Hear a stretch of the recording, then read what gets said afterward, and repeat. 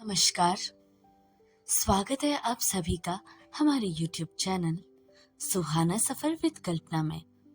तो दोस्तों, आज की हमारी कहानी का नाम है अपनी पहचान और इसके लेखक हैं श्रीलाल शुक्ल जी। तो चलिए शुरू करते हैं आज की कहानी। घर में आटा चुक गया था। दफ्तर से लौटने पर मनोहर को पहला हुक्म गेहूं पिसा लाने को मिला। 10 सेर गेहूं साफ करके एक गंदी सी टोकरी में रख दिए थे। यह काम करना ही पड़ेगा, सोच मनोहर ने एक गहरी सांस ली। नया नया बीए किया था, यद्यपि शादी पहले ही हो चुकी थी। नई नौकरी आरंभ की और गृहस्थी का हिसाब भी नया ही था। पुराने गृहस्थ क्लर्कों का रंग ढंग मनोहर में अभी पूरी तरह उतर ना पाया था। कभी तरकारी खरीदनी हो तो 3 आने के स्थान पर 11 पैसे में सेर भर खरीद कर भगीरथ वाली सफलता का हर्ष नहीं होता था। सिनेमा का शौक एकदम से ना गया था। खुलेआम सिगरेट पीने की बजाय बीड़ी पीने और चपरासी से भी पहलवान छाप बंडल बुलाओ कहने की मुक्त अवस्था भी ना आई थी। डैम फूल, डलर्ट, इडियट्स आदि विशेष सुनकर अब भी खून खौल उठता था। इस प्रकार अपनी थोड़ी तनख्वाह में किसी प्रकार मनोहर अपनी बीवी और दूध मुहे बच्चे के साथ साथ अपनी बाबूगिरी को भी पाल रहा था। गंदे कपड़े पहनने वाले, बंद गले के कोट और गोल टोपी में आने वाले पुनर्निया बाबुओं को वह शासन के सर्वथा अयोग्य समझता था। कहने की आवश्यकता नहीं कि इन 10 सेर गेहूं को देखकर उसके लगा मानो 10 दिशाएं उसके ऊपर चारों ओर से चिंता की धारा बरसा रही हैं। अन्नपूर्णा ने कह दिया था कि आटा बिल्कुल नहीं है, इसलिए गेहूं पिसाना जरूरी था। गेहूं लेकर रास्ते से निकलना है। अगर रास्ते में मिस्टर भारद्वाज मिल गए होते तो। कल इतवार है, सवेरे उन्होंने चाय पर बुलाया है। विश्वविद्यालय के पुराने साथी हैं, असिस्टेंट राशनिंग अफसर भी हो गए हैं, फिर भी मित्रता मानते हैं। ये गेहूं किसी मजदूर को भेजकर पिसा लिया जाए, पर विश्वास योग्य मजदूर मिले कहाँ, और आटा चक्की भी कोसों दूर है। कोई मिला भी तो 8-10 आने से कम क्या ही लेगा। जितने की भक्ति नहीं उतने की खंजड़ी फूट जाएगी। फिर 10 सेर गेहूं के लिए मजदूर। यह जानते ही अपूर्णा का मितव्यता का भाषण कौन सुनेगा। एक तरकीब सोची, गेहूं का वजन इतना कर लिया जाए कि मजदूर अनिवार्य हो जाए। बोला, यह रोज रोज का झंझट मुझे ठीक नहीं लगता है। सब गेहूं निकाल लो, अभी पिसवा मंगवाऊंगा। अन्नपूर्णा ने सीधी निगाहों से देखकर कहा, जाकर पिसा लाओ, आधे घंटे का काम है और गेहूं नहीं है। मजबूरी थी, बोला, बांध दो। अन्नपूर्णा ने एक मैले झोले में, जिसे पुरानी साड़ियों के किनारों को जोड़ जोड़ कर बनाया गया था, गेहूं भर लिए। कहा, ले जाओ। मनोहर ने झल्ला कर कहा, वह झोला मैं ना छूऊंगा भी नहीं। ओह, कितना गंदा है। अन्नपूर्णा ने वे गेहूं फिर टोकरी में डाल दिए। यह झोला हाथ में लटकाया जाने वाला था। कुछ दिन पहले जब लोग कुर्ता और मिर्जई पहनते थे, कंधे पर लटकाए जाने वाले 2 पेट के झोलों का चलन था। जब से कपड़ों में स्टार्च लगने लगा और क्रीज होने लगी, कोट पतलून का राज्य हुआ, तब से कंधे या सर पर अपना सामान ले चलने की प्रक्रिया उठ गई। इन हाथ वाले झोलों का आदर बढ़ा।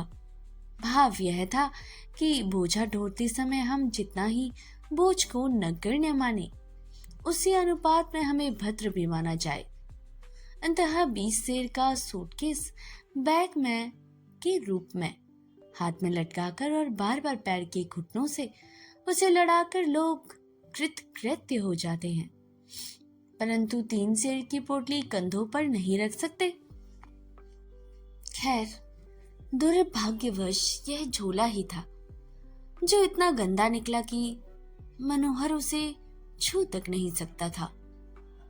उसने फिर कहा, क्या गेहूं पिसाने नहीं है जो लाट साहब की तरह रख लिए? कहते ही उसे हमने भूल का अनुभव हुआ कि लाट साहब को गेहूं टोकरी में डालने के बजाय कुल और ही महत्वपूर्ण काम करने के लिए रखा जाता है।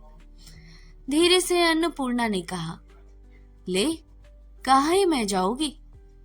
अपेक्षाकृत एक साफ धोती थी, उसे दोहराकर उसमें गेहूं बांध दिए गए। एक छोटी सी पोटली बन गई। अब उसे बगल में दबाने पर जान पड़ा कि वह कमीज के सामने काफी मैली पड़ती है। मनोहर ने घर पर पहनने वाली यानी मैली कमीज और उतनी ही मैली धोती भी पहन ली। चलते चलते कहा, मेरी सिल्क वाली कमीज के बटन टूट गए हैं, लगा देना। कल उसे ही पहनकर ARO साहब के यहाँ चाय पर जाना है। इतना कहकर बाहर आया, झुका झुका सड़क पर चलने लगा। 10 सेर गेहूं क्या लिए जा रहा था, मानो इतने ही गेहूं कहीं से चुराकर लोगों की निगाह बचाकर भागा जा रहा था। जो डर था वही सामने आया। बाबू श्यामनाथ, भारद्वाज के भाई, सामने से टहलते हुए आ रहे थे। मनोहर की बार बार इच्छा हुई कि जमीन फटे और वे उसमें समा जाए। शंका यह है कि यह इच्छा बार बार क्यों ना हुई कि जमीन फटे और स्वयं बाबू श्यामनाथ उसमें समा जाए। समाधान यह है कि यदि ऐसा भी हो जाता तब भी मनोहर अपनी पोटली के साथ पृथ्वी की लज्जा का भार सहन करने के लिए रह ही जाता। पर जमीन इतनी सस्ती नहीं कि इच्छा करते ही टके की पतंग की तरह फट जाए। बाबू श्यामनाथ सामने आ गए। वे शायद मनोहर को देखते भी नहीं, पर उन्होंने सोचा कि यदि उन्होंने देख लिया तो समझेंगे कि वह इस हालत के मारे जेब के लिए चुपचाप निकला जा रहा है। इस कारण यह सिद्ध करने के लिए कि अपना काम करने में वह जहाज पर कोयला झांकने वाले प्रिंस ऑफ वेल्स ही महान और निर्लज है, उन्होंने उससे पहले ही कहा, ओहो श्यामनाथ जी, है कहाँ आप? उनकी स्वाभाविक मुस्कान भी उसे व्यंग भरी जान पड़ी। उन्होंने पूछा, आप कहाँ? अरे साहब, ये गेहूं गले पड़ गए। अभी पिछले इतवार को वह लौंडा 25 सेर के करीब पिसा ले गया था। सब ना जाने कहाँ चला गया। सोचा फिलहाल के लिए इतना ही पिसा लाऊं। ओह, भेज देना था किसी को। चलिए रतन देखाएं, ऐसी पिक्चर आज तक नहीं बनी। अरे जनाब, रतन देखने की फुर्सत कहाँ है। कहते ही उसे लगा कि उसने पुराने बाबुओं वाली कोई बात कह दी। चलते चलते श्यामनाथ जी कह गए, कल आइएगा अवश्य, मिस आहूजा भी साथ आवे। श्यामनाथ की आवाज उसे लगा कि उसमें कुछ रुखाई सी है। और मिस आहूजा? कहाँ 10 सेर गेहूं और कहाँ वे, केवल रंग की समता है। बैसाख की सूरज की ढली रोशनी में चक्की के सामने रुखा दृश्य, आटे के कणों से भरी हुई हवा का स्पर्श, घर घर घोर शब्द, मुंह खोलते ही खांसी लाने वाला रस, लोगों की पीसने की गंध, समस्त ज्ञानेंद्रियों को सुन्न करने वाला यह वातावरण उसे मिस आहूजा के बारे में रोमांटिक नहीं बना पाया। एक विचार मन में घुस गया कि वह कल सिल्क वाली कमीज पहनकर जाएगा। जरूर, पर क्या श्यामनाथ जी उसका आज का रूप भूल सकेंगे? जब उसने बार बार चक्की वाले से आटा पिसाने में जल्दी करने को कहा तो उस अपने क्षेत्र में सोमवार ने युद्धोत्तर सभ्यता के नियम का पालन करते हुए कहा, जल्दी हो तो कहीं और जाओ, वे रहे तुम्हारे गेहूं। झेप कर मनोहर एक कोने में खड़ा हो गया। वही प्राय 45 साल का एक मैला सा आदमी खड़ा था। वह पांव तक कसा हुआ पैजामा पहने हुआ था। बदन पर कुर्ता था जो जरूरत से ज्यादा लंबा और कंधों से फटा हुआ था। कुछ दाढ़ी बढ़ गई थी। गाल के गड्ढों और कनपटियों के ऊपर वाले बालों में सफेदी आ गई। आंखें काफी डरावनी और फूली हुई भी लग रही थी। वह बीड़ी भी पी रहा था। उसे एक फूंक मनोहर की ओर फेंक कर पूछा, कहाँ काम करते हो? मनोहर को उससे बात करने में अपमान सा जान पड़ा। उसने उसकी बात अनसुनी कर दी। तब वह आगे बढ़ गया और मनोहर के मुंह में झांककर अपना सवाल दोहराते हुए बोला, कहाँ काम करते हो?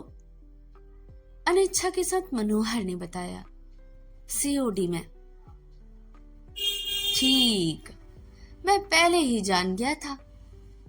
कैसे? मनोहर ने घूरते हुए पूछा। उसने अपना सर जोकरों की भांति हिलाकर पास खड़े हुए अपने 2-3 साथियों से कहा, जो बहुत जल्दी मचाए तो जान लो कि वह 10 घंटा सीओडी में मजदूरी करके आया है। पता नहीं इसमें क्या बात थी कि वे खिलखिलाकर हंस पड़े। मनोहर कुपित नेत्रों से उसे देखता रहा। उससे पूछा, क्या पाते हो? मनोहर ने लापरवाही से कहा, मिल जाता है खाने भर को। उसे फिर अपना भयंकर सिर जोकरों जैसा हिलाया और अपने साथियों से बोला, अरे जान लो भाई। भाई लोगों, सीओडी में भी एक आदमी खाने भर को पा जाता है। फिर उसने मनोहर से पूछा, क्यों जी, खाने भर को तो मिल ही जाता है ना? पहनने भर को भी मिल जाता है कि नहीं? मनोहर ने कुछ कहना चाहा पर मुंह खोला फिर चुप हो गया। उसने फिर पूछा, 1.5 रुपया रोज मिलता है।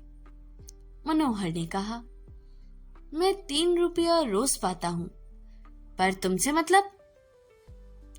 इस पर वह आदमी फिर अपने साथियों के साथ हंस पड़ा। मनोहर के मन में आया कि वह उसकी खोपड़ी तोड़ दे, पर परिस्थिति समझकर चुपचाप खड़ा रहा। हंसी रुकने पर उस आदमी ने कहा, मतलब तुम मुझको कुछ नहीं है। तुम तो बाबू हो बाबू। तुम्हें 3 रुपया रोज मिलता है। मुझको तुमसे क्या मतलब? अब मनोहर ने जरा कड़ाई से बोला, देखो जी, मुझे तुम्हारा मजाक बिल्कुल पसंद नहीं। वह अपने साथियों से बोला, इन्हें भला क्यों पसंद आएगा हमारा मजाक? ये ठहरे बाबू 3 रुपया रोज वाले, और हम लोग ठहरे लट्ठन गवार मजदूर। हमारा मजाक इन्हें क्यों अच्छा लगेगा? अपने एक साथी से उसने पूछा, क्या रे, तेरा लड़का भी तो इंटरेस्ट में पढ़ता है? साथी ने कहा, जानते तो हो। यह आदमी कहने लगा, देख बे, वो छोकरे को एंट्रेंस ना पास करा, नहीं तो वह भी बाबू बनकर अपने लोगों से अलग हो जाएगा। तनख्वाह मिलेगी सालों को 70 रुपए ली, पर समझेगा कि वह तुझसे 1000 गुना ऊंचा है। वह तेरी नकल ना करेगा। वह नकल करेगा अफसरों की, सेठ साहूकारों की। इसी बाबू की तरह बात करने पर नाक भो भी चढ़ाएगा। वह भी भूल जाएगा कि उसकी जड़ कहाँ है। वे सब हंसते रहे। मनोहर ने पढ़े लिखे आदमी की तरह समझ लिया कि संधि करने में ही कल्याण है। बोला, क्या बात है जी? मैंने ऐसा क्या कह दिया जो तुम यह सब कहने लग गए? मनोहर की आवाज ही संधि पत्र था। उस पर उस आदमी ने भी हस्ताक्षर करने चाहे। वह नरमी से बोला, बात कुछ नहीं बाबू, सिर्फ समझ का फेर है। तभी मेरे पहले सवाल करने पर तुम उसे अनसुना कर देते हो। तभी जेब खाली होने पर भी रेल में ऊंचे दर्जे का सफर करते हो ताकि कहीं हमारे जिस्म की हवा, हमारी तंबाकू की गंध तुम्हें छू न जाए। तभी तुम उन जगहों में पहुंचने की कोशिश करते हो जहां तुम्हारा कोई नहीं है। इस बार लोग हंसे नहीं। चक्की की घरघराहट के बीच ड्राइवर की अशिष्ट आवाज सुनाई पड़ी, लो जी, गेहूं पिस गए हैं, निकालो 2.5 आने। पैसे देकर हाथ में आटा लटकाकर वह बाहर आया। उस आदमी ने बार बार मनोहर की ओर देखा। वह बीड़ी सुलगाने में व्यस्त था। मनोहर की ओर देखा न, वह बीड़ी सुलगाने में व्यस्त था। मनोहर को संदेह हुआ कि वह कुछ पढ़ा लिखा आदमी है, जानने योग्य है, पर हिचक के मारे वह चुपचाप चला आया। घर आकर आटा एक किनारे रख नहाने चल दिया। अन्नपूर्णा ने रोककर सिल्की कमीज उसके हाथों में रख दी और पूछा, कुछ और ठीक करना है? एक पल वह अन्नपूर्णा के पीले और मुरझाए चेहरे की ओर देखता रहा। उसके बाद धुएं से धुमिल आंगन पर उसे निगाह डाली। नीचे अंधेरा था, पर 2 मंजिले के ऊपर मुंडेरों पर, जहां अधिक किराया देने वाले ही की पहुंच थी, सूरज पूरी तरह अभी डूबा न था। उसकी लाल रोशनी अब भी छतों पर फैल रही थी। उसने फिर अन्नपूर्णा के चेहरे की ओर देखा। ऐसा लगा कि वह चेहरा उसे बहुत दिनों बाद देखा हो। फीकी मुस्कान के साथ उसे एक उंगली अन्नपूर्णा की ठुड्डी पर आवेग के साथ फेरी और कहा, और कुछ नहीं ठीक करना। फिर तौलिया और साबुन जमीन पर रखकर कपड़ों पर पुराना संदूक खोल उस कमीज को उसने सबसे नीचे रख दिया और उसके बाद नहाने गया। तो दोस्तों, कहानी हम यहीं पर समाप्त होती है। कहानी का मुख्य पात्र मनोहर है, जिसने अभी नया नया बीए पास किया था। वह एक नई नौकरी में क्लर्क लगा और अपनी पत्नी तथा बच्चों के साथ सीमित आय और तनख्वाह में गृहस्थी चला रहा है। नई बाबूगिरी के नशे में मनोहर पुराने क्लर्कों का मजाक उड़ाता था। हालांकि गरीबी और महंगाई के कारण उसे मजबूर होकर आटा पिसवाने जैसे घरेलू काम करने पड़ते हैं, जो उसे बाबू वाले अहंकारी स्वभाव के लिए बिल्कुल विपरीत है।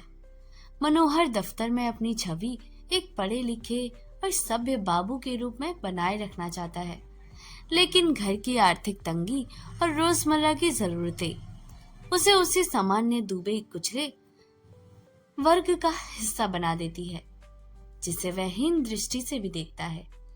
कहानी यह भी दर्शाती है कि इंसान चाहे कितनी भी उच्च शिक्षा प्राप्त कर ले या झूठी शान शौकत का दिखावा करे, अंततः उसे यथार्थ की जमीन पर उतरना ही पड़ता है। प्रसिद्ध ये कहानी अपनी पहचान मध्यवर्गीय व्यक्ति की संघर्षपूर्ण मानसिकता पर भी एक सटीक व्यंग्य करती है। यह कहानी आम आदमी के अहंकार, आर्थिक विवशता और अपनी झूठी सामाजिक प्रतिष्ठा बनाए रखने के अंतर्द्वंद को भी उजागर करती है। तो दोस्तों, अगर आपको हमारी कहानी अच्छी लगती है तो हमारे चैनल को लाइक, सब्सक्राइब और शेयर करना बिल्कुल ना भूलिएगा और अपने दोस्तों के साथ हमारी वीडियो को जरूर शेयर करें। अपने दोस्तों, परिवारजनों, अपने मित्रों, सहपाठियों सभी के साथ शेयर करें। ऐसे ही कहानियों के साथ हमारे साथ बने रहे। बेल आइकन को प्रेस करना बिल्कुल ना भूलें, क्योंकि आने वाली हमारी वीडियो का नोटिफिकेशन आप तक हमेशा मिलता रहे। मिलते हैं ऐसी ही साहित्यिक कहानियों के साथ। तब तक के लिए नमस्कार, अपना ख्याल रखिएगा।